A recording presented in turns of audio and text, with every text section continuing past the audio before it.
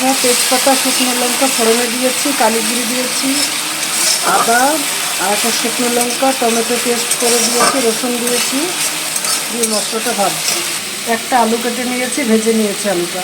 মাছ ভেজে রেখে দিয়েছি। জিরে গুঁড়ো, হলুদ গুঁড়ো, ধনে গুঁড়ো, লঙ্কা গুঁড়ো, স্বাদ মতো নুন নিয়ে নিই।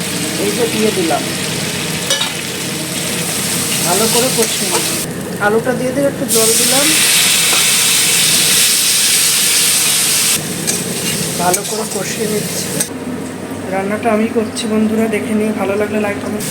মশলা কষানো হয়ে গেছে, আমি এবার জল দিয়ে দিলাম।